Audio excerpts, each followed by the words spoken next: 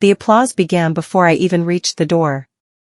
I heard it from the corridor, that particular, polished kind of clapping that fills a ballroom like warm water, slow and deliberate, the sort reserved for moments people have rehearsed in their heads beforehand. The Hartwell Group's annual Legacy Gala was always formal, always precise.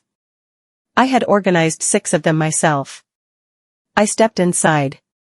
The first thing I noticed was the lighting, soft gold, exactly as I had specified to the events team 3 months ago. The second thing I noticed was her. She stood at the center of the room in a deep green gown, one hand resting on my husband's arm, the other lifted slightly as though she were conducting the applause herself. Her smile was radiant. Her posture was flawless. When her voice carried across the room, it came out warm and entirely confident. As his wife, she said, I have had the privilege of standing behind every success this company has ever celebrated. My name is Josephine Carter. I have been Julian Carter's wife for 11 years. I built the Hartwell Group from a 2-room office and a single government contract into the firm that fills this ballroom tonight. Subscribe and comment below. If you were Josephine, would you have spoken up immediately, or waited? Tell me exactly what you would have done. I am standing 3 feet from her. She does not look at me. No one does. When I step forward to speak, a security officer places a hand firmly on my arm, gently but precisely, as though I am a guest who has wandered somewhere she does not belong. And in that moment, I understand everything. She has not merely taken my place beside Julian. She has erased my entire existence from the room. I could have ended it in that instant. 3 words would have been enough. Or perhaps just 2, I'm Josephine. The kind of sentence that splits a room clean in half and forces everyone present to choose a side immediately. But I looked around that ballroom, at the journalists with their slim notepads, at the board members who had shaken my hand across conference tables for a decade, at the senior investors whose names I knew before they knew mine, and I saw something that stopped the words entirely. Not one of them was looking for me. They were looking at her. Their eyes followed her movements, the way eyes follow something they have already decided to believe. She had arrived in that room long before I did, long enough to settle into it, to make herself a natural part of it, and I, who had arrived only moments ago, was the stranger. That is what influence looks like when it has had time to arrange itself quietly around a person. I took a measured breath. I smoothed the front of my jacket. I found an empty chair near the far end of the room and sat down carefully, the way a person sits when choosing patience over impulse. I would not interrupt her tonight. Not because I was afraid. Not because I lacked the words, but because I wanted to understand exactly how far she was willing to go, every move she intended to make, before I chose my own. The truth is most powerful when it arrives at precisely the right moment. I would select that moment myself. She spoke for nearly 20 minutes. I sat with my hands folded in my lap and listened as she narrated our company's entire history, Julian's early ambition, the late nights that stretched into mornings, the first rejected pitch that nearly broke everything, the morning the Aldervale contract came through and changed the firm's direction entirely. Every detail was correct. It ought to be. I had lived every single one of them. She described the period when the Hartwell Group operated from a converted meeting room above a print shop on Crane Street, when our whole team consisted of Julian, me, and a part-time accountant named Mr. Obi who brought a tin of biscuits every Friday. She described the feeling of signing our first major client, her words, her precise phrasing, as the moment we stopped hoping and started believing. That was my sentence. I wrote it in my personal journal the very night it happened, but tonight it came from her mouth. The room received it as entirely hers. I watched Julian throughout. He stood slightly behind her, one hand resting in his jacket pocket, his expression composed and unreadable in the particular way it becomes when he is concentrating very hard on appearing relaxed. He did not correct a single word she said. Not once did he glance toward the corner where I was sitting. Something about his silence unsettled me far more than her performance ever could. She was performing. That, at least, was almost expected. But Julian knew the truth, and he was choosing, very deliberately, not to speak it. That was the detail that stayed with me long after the applause died down. The gala moved into its second hour, and the room rearranged itself the way such gatherings always do, clusters of conversation forming and dissolving, catering staff weaving between guests with trays held perfectly flat. I had risen from my chair and drifted toward the tall windows at the far end of the hall, needing a moment of quiet air. I was not hiding. I was simply thinking. She found me anyway. She was laughing at something a board member had said when her eyes swept the room and settled on me. The laughter did not stop immediately, it completed itself naturally, giving her a few seconds to decide how to handle this. Then she tilted her chin and spoke in that particular tone designed to carry just far enough for a nearby audience to catch. "You there?" Her eyes held mine. "These guests will need fresh coffee. Would you be so kind as to see to that?" A few people nearby turned. Someone made a soft sound that was nearly a laugh. I felt the weight of it, the deliberate ease of being addressed like that in a room I had spent years building. It pressed down the way cold water does when it first hits the skin. I held her gaze for exactly one beat longer than was comfortable. Then I nodded. "Of course," I said, and I went to find the coffee. Not because she had any authority over me. Not because I was diminished by the request. But because a person who is thoroughly underestimated can move with complete freedom. And I intended to move very freely indeed. The following morning, I arrived at Hartwell Group headquarters at 7:45, earlier than most of the executive floor, which was always my preference. The security desk was staffed by an officer I did not recognize. He looked at my access card with the particular expression of someone who has been given very precise instructions and is uneasy about carrying them out. "I am sorry, Mrs. Carter," he said, keeping his voice low. "This card is not reading." "It read perfectly well on Friday," I replied.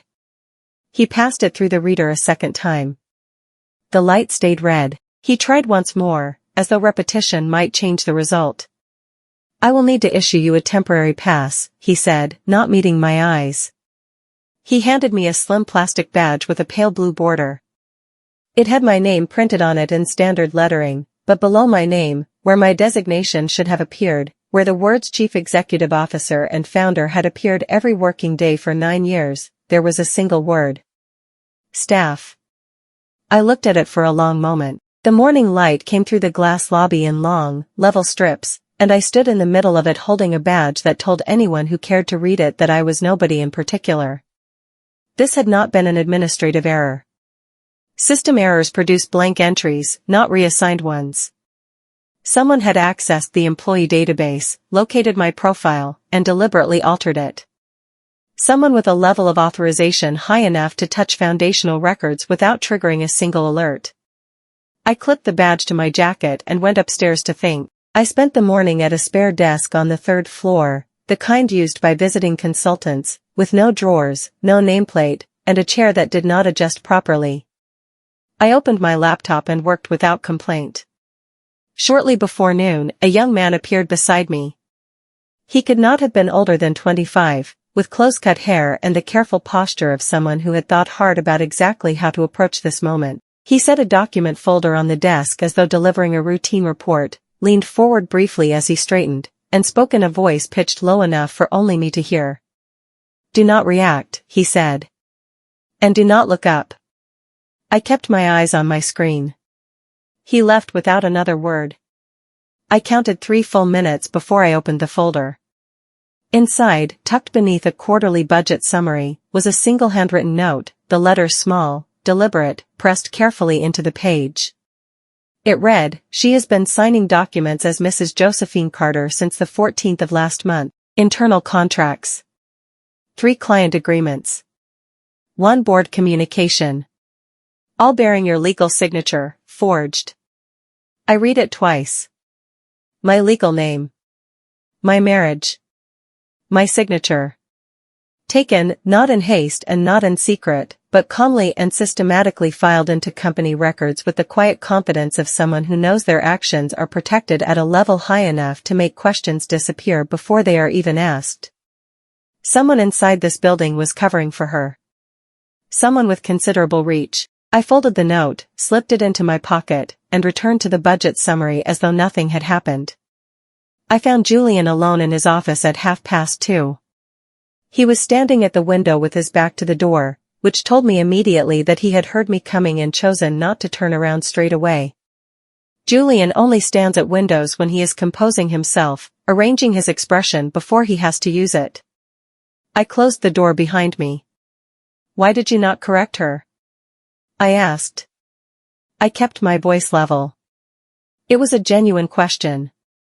He turned then. His expression was careful in the particular way of his, not closed, not guilty, but measured, as though he were weighing each word carefully before allowing it to leave. "Not everything needs to be said immediately," he replied. I looked at him for a long moment. 11 years of marriage had taught me to read the small things, the slight tension at his jaw, the way his hands settled into his pockets when he was uncomfortable with the direction a conversation was heading. "Julian," I said. "She has been signing my name on legal documents." Something moved behind his eyes. It was brief, half a second, perhaps less, and then it was gone, replaced once more by the composed expression. "I am aware of certain complications," he said. "I need you to trust me." "Trust you," I repeated. He held my gaze. "Please." I left his office without another word. In the corridor, I stood quite still for a moment, breathing carefully. I could not decide which was worse, that Julian was protecting me through a plan I had not been told about, or that he was simply protecting himself. Both felt equally possible.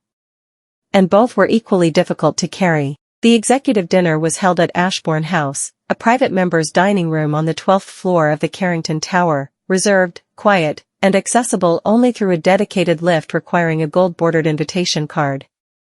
Mine had not been sent. I learned of the dinner from a catering schedule left on the shared printer. I attended anyway, arriving early enough to take a seat at the far end of the table before the other guests, tucking my temporary staff badge into my bag and sitting with the settled confidence of someone who belongs. It did not help. By the time Julian entered with her beside him, the seating arrangement had already been set. His chair was at the head. The chair to his right, which had been mine at every Hartwell executive dinner for the past 6 years, was occupied by her. She wore ivory. She laughed at precisely the right moments. She touched Julian's arm the way someone touches a thing that belongs to them, lightly, proprietorially, as though the gesture were simply habit. A senior board member leaned across to ask her opinion on the forthcoming quarterly review. She answered with fluency and confidence, using research data I had prepared and shared privately with Julian the previous week. Throughout the evening, I was addressed twice. Once by someone asking whether the asparagus was available without the sauce. Once by a colleague who mistook me for a member of the waiting staff. Julian corrected neither assumption. He allowed every moment to pass without a single word. And I sat with my hands folded in my lap, watching, cataloging, committing everything to memory. She made her first mistake on a Thursday. The dinner had moved into its final course, and the conversation had softened into the comfortable, reflective kind that settles after good wine and signed agreements. Mr. Adenike, the company's chief financial officer, mentioned the Hartwell Group's 5th anniversary dinner, a private event Julian and I had hosted at Marchfield Manor, a restored country house in the hills outside the city, 3 years before the company had grown large enough for evenings like these. "I remember that night with such clarity," she said, her voice warm with the ease of genuine recollection. "The gardens were extraordinary. All those white roses along the east terrace." The table smiled. I looked at her. There were no roses at Marchfield Manor. The east terrace was bordered by old climbing wisteria on iron frames, the kind that takes decades to establish itself properly. The manor's head groundskeeper had pointed it out specifically because it bloomed 2 full weeks later than everything else on the estate. I had photographed it. I had written about it in the note I sent Julian's mother the following morning. There were no roses. There had never been roses. And Julian knew that. I watched his face from across the table. He had gone very still, not the stillness of someone who had noticed nothing, but the stillness of someone who had noticed everything and was deciding precisely what to do about it. Their eyes met across the table for just a moment. Hers flickered almost imperceptibly. his held. Something had shifted between them. Something small but irreversible. I kept my expression entirely neutral. But inside, for the first time since the gala, something in me unclenched. I returned to the building after midnight. The executive floors were quiet, lit only by the blue glow of standby screens and the low amber of the corridor emergency lights. I used the temporary staff badge to enter, which should not, at that hour, have granted access to the upper levels. The fact that it did told me something important about who had configured it, and how carelessly they had done so, or how deliberately they wanted me to find my way in. I sat down at an administrative terminal in the records office, not my own workstation, which would have flagged my credentials at once, but a document processing machine used for routine filing. I navigated to the Legal Declarations archive and entered the company registration number. It took me 4 minutes. There it was, a marriage registration, filed within the Hartwell Group's internal human resources system and linked directly to Julian Carter's personnel profile. The recorded date was 11 months ago. The name listed as spouse was not mine. The document carried an official file stamp and a reference number from the Brentmore District Registry Office. It was not a rushed forgery. It had not been created in haste or desperation. It had been processed correctly through legitimate administrative channels, with all the right reference codes in all the right places. Someone with access to a district registry office, to legal filing infrastructure, and to Hartwell Group's internal systems had built this document quietly over nearly a year, piece by piece. This was not opportunism. This was architecture, planned, patient, and very well resourced. I photographed every page and left the building before dawn. She found me in the corridor outside the records office the following afternoon. I do not know whether she had been monitoring the building's camera system or whether someone had alerted her. Either way, she appeared around the corner with the unhurried pace of a person who has been waiting patiently for this moment to arrive. Her expression was not angry. That surprised me. It was composed, patient, almost the particular composure of someone who does not feel threatened by what they know. I know that you have been watching, she said, keeping her voice deliberately low. The corridor was empty, but she was careful regardless. I know you have been asking questions and moving through areas you have no reason to be in. I said nothing. Her composure shifted the smallest fraction, as though my silence was not the response she had prepared for. Walk away, she said. This is your one opportunity to do so without consequence. Disappear quietly from this company, from Julian's life, and from any public connection to the Hartwell Group, and I will leave your professional reputation intact. She paused. Resist, she continued, and I will dismantle every reference, every contact, and every professional relationship you have in this industry. I have the reach to do it, and I will not hesitate. She said it without heat, which made it considerably more disturbing than anger would have been. She offered me a small, finished smile. Then she walked away. I stood in the empty corridor and breathed carefully. For the first time, I fully understood the scale of what I was dealing with. The quarterly board meeting was held in the main conference suite on the 16th floor. I was not on the invitation list. I attended as part of the administrative support staff, taking a seat at the back of the room with a notepad, carrying the quiet invisibility that comes with being overlooked in a room you have spent years building. She presented the Hartwell Group's long-term expansion strategy, a 14-page framework I had spent 3 months developing, based on market analysis I had personally commissioned. The document had my formatting, my section headings, my specific phrasing in the risk mitigation paragraphs, which I had revised 4 times before I was satisfied. She delivered it without a single hesitation. The board was impressed. I could see it in the way they leaned forward, in the quality of their questions, in the quiet nods exchanged across the table. Sir Oswald Price, the company's longest-serving board director, sat back and said with considerable warmth, "You have clearly thought about this company's future the way a true founder does." She smiled and said, "It is difficult not to, when you have built it alongside someone you love." The board member beside her asked, "How did the two of you develop all of this together?" She reached across the table and placed her hand over Julian's. He did not pull away. I wrote something in my notepad. Not words, just a series of short lines, pressed harder than necessary, until the paper dented beneath the tip of the pen. Then I breathed. And I kept watching. Because every move she made before those 12 people was another piece of evidence. And I was collecting all of them. I met him by what appeared to be chance. He was standing at the window at the end of the third-floor corridor, holding a single folded document and looking out over the city with the stillness of a man who thinks carefully before he speaks and has learned over many years that patience is rarely the wrong response.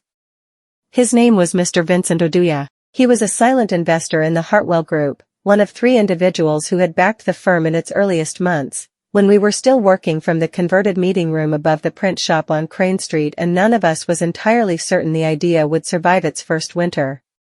He turned as I approached and looked at me without any apparent surprise. "You are not reacting," he said. It was not phrased as a question. I considered how to answer honestly. "Because the truth is strongest when it arrives and is entirely undeniable," I said. "If I move too early, there will always be a version of events that accommodates doubt. I need there to be no doubt at all." He was quiet for a long, considered moment. Then he nodded slowly, with the deliberate weight of someone confirming something they have been quietly wondering about for some time. "I was hoping you would say something along those lines," he said. He looked back out of the window.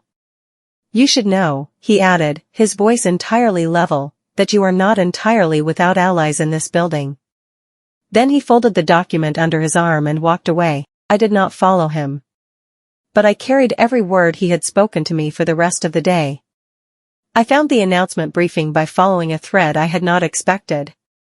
A junior member of the communications team left a print run order in the shared printer queue, 48 press packs branded with the Hartwell Group crest, a speaker script, and a detailed event timeline for the following Friday. I read through it quickly and returned the pages to the tray. The event was titled the Hartwell Group Partnership Announcement. The briefing described it as a celebration of the company's next chapter, new investment agreements, a refreshed leadership statement, and a formal public address from the chief executive and his wife. Appended at the back was a revised partnership contract. Under the Hartwell Group's founding charter, a signature on that document from a recognized co-owner would carry full legal standing within the firm's ownership structure. She was not simply taking my life. She was planning to take the company itself. I stood still for a long moment and thought carefully. I could act now, go to the board that evening, present the evidence I had gathered, and request an emergency session. I had had enough. Mr. Oduya would support me. The forensic timestamps alone would raise questions that could not easily be dismissed. But I thought about the gala. The applause. The way the entire room had arranged its understanding around her before I even arrived. If I moved now, there would be noise and doubt, the messy, inconclusive quality of a public dispute between 2 women claiming the same identity. I needed something cleaner. I needed the whole world watching when the lie collapsed under its own weight. I replaced the print run in the tray. And I began to plan. The email arrived on Tuesday morning at 9:17. It came from the Human Resources Department at the Hartwell Group. The subject line read, "Separation of employment, immediate effect." The body was a single, formally worded paragraph informing me that my temporary staff contract had been reviewed and my services were no longer required, effective from the close of business that day. A member of the security team would escort me from the premises. The sender was listed as the Director of People Operations. I had hired that director personally 3 years ago. I read the email once. I forwarded it to my private account. Then I opened the encrypted cloud storage I had been building since the night I accessed the records archive, a personal system, entirely separate from any Hartwell Group server, and confirmed that everything I required was safely stored and duplicated across 3 independent devices. The security officer arrived at my desk at 10 o'clock precisely. He was polite, clearly uncomfortable, with the particular stiffness of someone who had been briefed very carefully and had not entirely agreed with what he was asked to do. I gathered my few belongings, a notebook, a pen, and the temporary staff badge, which I returned at the ground floor reception desk. As I crossed the main lobby toward the exit, I looked up. She was standing on the mezzanine above, watching. She held a glass of water in both hands, and her expression was entirely composed. She did not smile. She simply watched me leave. I held her gaze until the glass door closed between us. And then I walked out into the morning and went to finish what I had started. The Hartwell Group partnership announcement was held at the Veltham Conference Center, a glass and steel venue on the south bank of the river, with its main hall capable of seating 300, and a dedicated press area already arranged along the left wall when I arrived. I arrived early, wearing a quiet navy suit and no jewelry, carrying nothing that would draw attention. I collected a press lanyard from the registration desk. The young man managing the queue did not look at my name carefully. He handed the lanyard across and moved on. I positioned myself on the left side of the main hall, near the large display screen, where the sight lines were strong and I was close enough to the front to be clearly visible at the right moment without being immediately conspicuous. The room filled steadily over the next 40 minutes. Journalists from 3 national publications took their places at the press bank. Senior investors settled into reserved seats, including Mr. Oduya, who took an aisle position and did not acknowledge me. All 12 board members occupied the second and third rows. Photographers with long lenses arranged themselves along the sides. She entered last, when the room had settled into silence. She was dressed entirely in white, a precise and deliberate choice. She crossed to the podium and looked out at the assembled room with the settled composure of someone who has already won. "This company belongs to us," she said clearly, "to our vision, our years of commitment, and our future together." The revised partnership contract was placed on the stand beside the podium. She lifted the pen. One signature was all that remained. She lifted the pen. The room held the particular quality of silence that fills a space when something important is about to happen and everyone present can sense it. Her hand moved toward the signature line. And then every screen in the room changed at once. The main projector display. The 2 side panels flanking the podium. The small monitoring screen at the press bank. All of them shifted simultaneously from the Hartwell Group's branded presentation to a single document, enlarged to be clearly legible from every seat in the hall. A marriage certificate. Filed at the offices of the Brentmoor District Registry, 11 years and 4 months ago. Names, Julian Hartwell Carter and Josephine Carter, née Follerin. Both signatures present. Both verified as original. A second document appeared beneath it, a legal affidavit from the Brentmoor District Registry, confirming that only one marriage record existed for Julian Carter, the one displayed on every screen in the room at this moment. A third document followed.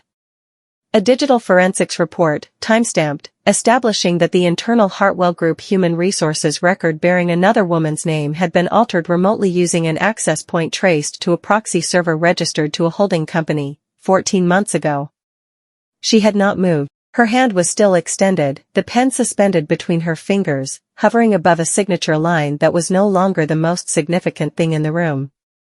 She looked at the screens. She looked at the audience. The silence lasted approximately 6 seconds. Then it broke. "She hacked us." Her voice cut through the silence like something flung across the room.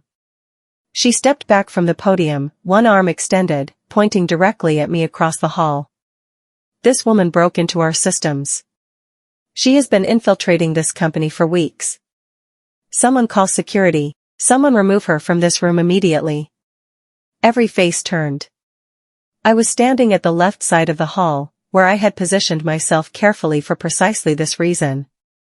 I did not flinch. I did not move backwards. I simply stood and allowed every person in that room to look at me clearly and properly for what felt like the very first time. There is a particular quality of attention that comes with being publicly accused in a full room, immediate, stripping everything away until only one question remains: who are you, and will you answer it? I held it without difficulty. A security officer began crossing the hall from my right. A second appeared near the exit. Journalists raised their recording devices. The board members in the front rows exchanged glances, not yet decided, but listening with great care. She continued to speak. Something about fraudulent system access, a disgruntled former employee, and the company's stability being placed at serious risk. Her voice was beginning to fray at its edges. Barely perceptibly. But I could hear it. I waited until the first security officer was 3 feet away. Then I raised one open hand, steady and unhurried, and I said to the whole room, clearly, wait. Please. And then I stepped forward. I am not the intruder, I said. The room was entirely still. The security officer had stopped moving. I kept my voice calm and even, not raised, not hurried, simply the voice of someone presenting evidence to a room full of people who are intelligent enough to receive it. I opened the document folder I had carried into the hall, printed copies, cleanly organized, tabbed for ease of reference, and I began with the marriage certificate. My name is Josephine Carter, I said. I have been Julian Carter's wife for 11 years and 4 months. This is the original certificate issued by the Brentmore District Registry. I have a certified copy for every member of this board. I placed a copy in front of Sir Oswald Price.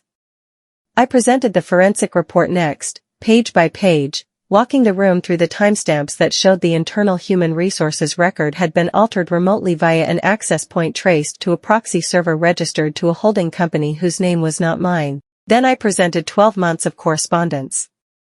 Client agreements bearing a forged signature. An independent forensic handwriting analysis, commissioned 3 weeks ago, confirmed the forgeries on every document. Each piece of evidence entered the room the way solid objects enter a space, they took up room. They displaced the version of things that had existed before them. I watched the board members as I spoke.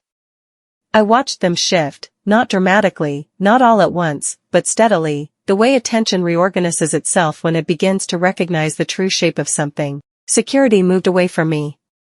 Toward her. She stood very still at the podium. You ruined me, she said quietly. I looked at her. No, I said. You did. I turned to face the room. All of it, the journalists, the investors, the board members, the photographers whose lenses had swung toward me as one. I looked at them steadily, the way you look at people when you want them to understand that every word you are about to speak is simply true. I stayed silent, I said, because I needed to know something that evidence alone cannot tell you. I needed to know who in this room would choose to believe a lie when the truth was standing right beside it.